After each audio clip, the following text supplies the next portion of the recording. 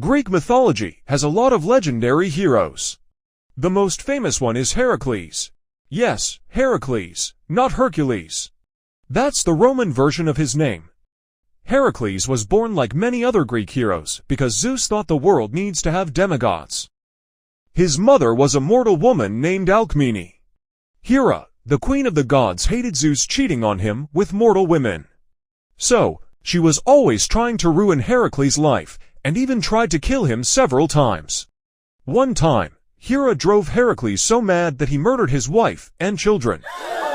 After regaining his sanity, Heracles regretted his actions so much that he desperately sought to redeem himself from his sin. In order to gain redemption, Heracles was tasked to serve his cousin, Eurystheus, to complete 10 labors. For his first labor, he was tasked to slay the Nemean lion. This lion was a wild beast that was nearly impossible to kill. Because of its golden fur, no weapon could penetrate it. Heracles realized that he has to slay the beast without using his weapons. So, he decided to strangle the lion with his arms. He later wears the skin of the lion as a cloak for the rest of his story. After slaying the Nemean lion, Heracles was tasked to slay the Hydra.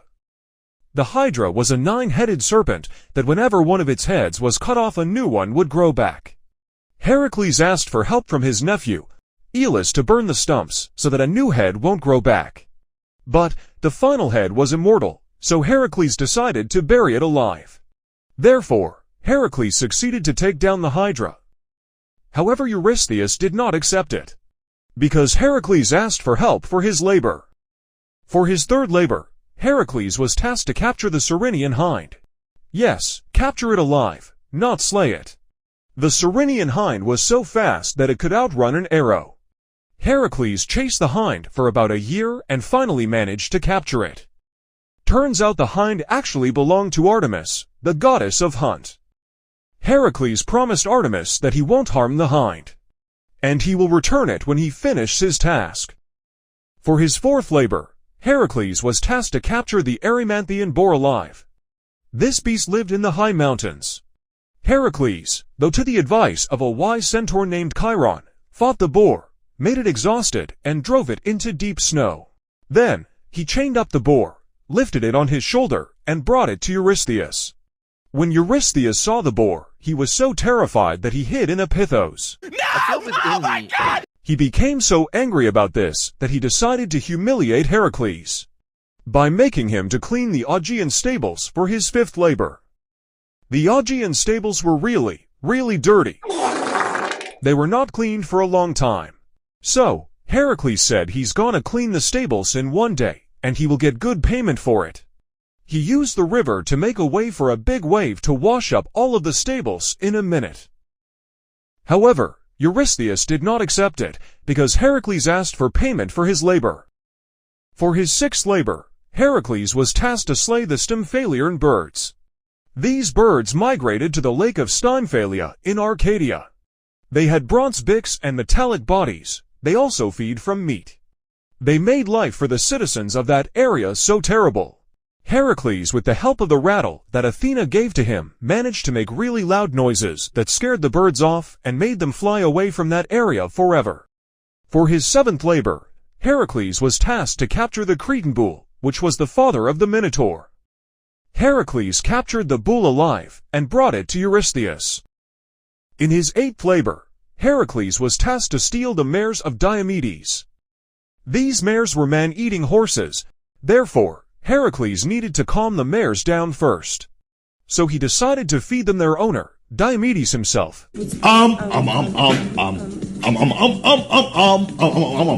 After calming the mares down, Heracles took them to Eurystheus. For his ninth labor, Heracles was tasked to obtain the girdle of Hippolyta. Hippolyta was a daughter of Ares and the queen of the Amazons. At first, she was so impressed about Heracles that she just willingly gave her girdle to him. However, Hera realized this labor has become so easy for Heracles. So, she disguised herself as an Amazon warrior to spread a rumor that Heracles wants to kidnap their queen. Therefore, a little fight happened between Heracles and the Amazon warriors. But don't worry, nothing bad happened after their fight. In the 10th labor, Heracles was tasked to obtain the cattle of Geryon. So, in order to steal the cattle, Heracles had to kill Geryon. And guess what? He killed him. Then, Heracles brought the cattle to Eurystheus. Although Heracles managed to complete all of his 10 labors, Eurystheus did not accept 2 of them. The Hydra for getting help from someone else, and the Augean stables for asking for payment. Therefore, Heracles was tasked to complete 2 extra labors. In the 11th labor, Heracles had to take 3 golden apples from the Hesperides tree. The tree was guarded by a 100-headed dragon. So, Heracles, not being in the mood of fighting another monster, asked Atlas, the mighty Titan, who holds the sky, to get some apples for him. Atlas refused because he couldn't just leave the sky on its own. Therefore, Heracles told Atlas that he's gonna hold the sky for a while, so that Atlas can go and get some apples for him. Atlas agreed. Later. After a while, Atlas returned with the apples. He told Heracles that he can bring the apples to Eurystheus. Heracles knew that Atlas wants to trick him to quit his job of holding the sky. So he told him to hold the sky for a few seconds until he can find something soft for his shoulders. After Atlas took back the sky, Heracles took the apples and got away from there quickly. Psych! For his 12th labor, Heracles was tasked to capture Cerberus. Cerberus was the 3-headed dog of Hades. Heracles, with the help of Hermes, went to the underworld and found Hades. Hades told Heracles that he can take Cerberus without using any of his weapons. And so did Heracles. He succeeded to submit Cerberus and bring it to the mortal world. When Eurystheus saw the 3-headed dog, he nearly shit his pants and immediately asked Heracles to bring back the creature to the underworld. And that's the end of his labors. Heracles finally achieved his redemption. After a while, Heracles wanted to start a new family with a new wife, because why not? He married a woman named Deianira. Throughout time, she had this feeling that maybe one day Heracles is gonna cheat on her.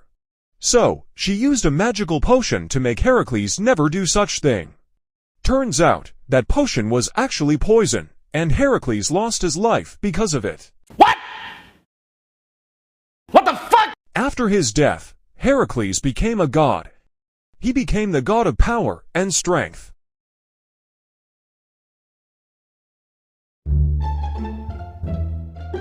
Bitch! Thank you, brother. You're welcome.